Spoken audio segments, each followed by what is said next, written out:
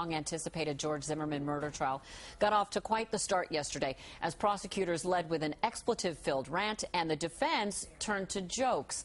Take a listen. Good morning. Punks. Knock, knock. Who's there? George Zimmerman. George Zimmerman, who?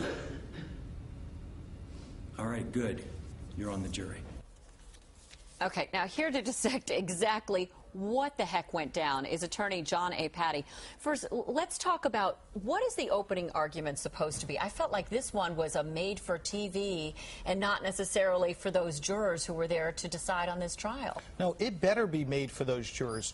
Your opening statement is designed to tell the jury what you're going to show and what the other side's not going to show you throughout the trial. It's almost it's like a roadmap. It's a promise to the jury. We're going to show you this, and you better deliver.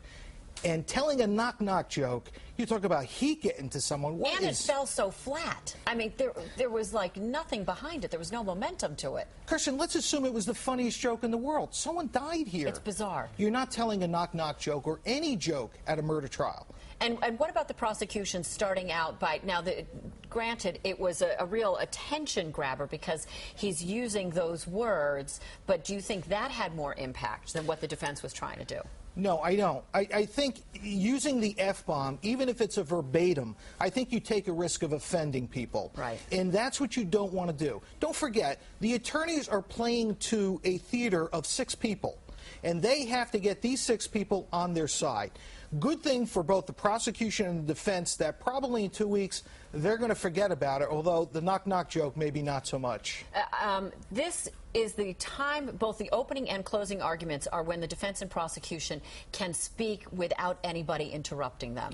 That's correct. Why is that so important? Well, it's non-evidentiary, meaning what they say is not evidence. It doesn't get challenged. Doesn't get challenged. They can't consider it as evidence. It's just someone saying, hey, look, this is what we showed you. This is what we're going to show. This is what you heard.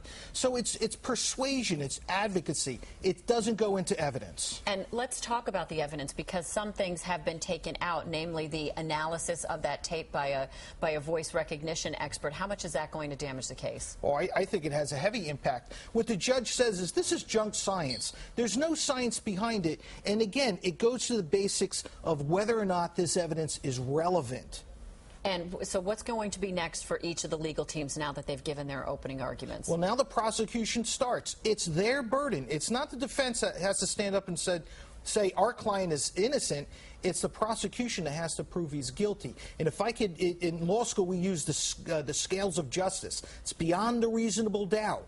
So the scales have to tip very much so in the prosecution's favor in order for them to prove their case. And is there anything else that we should be looking for coming out of this trial? Maybe another knock-knock joke, possibly at the closing. I can't imagine that he would go there after all of this. No, in fact, I heard he apologized, which, again, you know, the correct thing to do. But a seasoned attorney, I don't know why he took that risk. Okay. This is not a trial of risk. We'll see if it plays out. Attorney John A. Patti, thanks so much for breaking down everything. And we're going to talk to you in the next hour about affirmative action case coming out of the Supreme Court as well.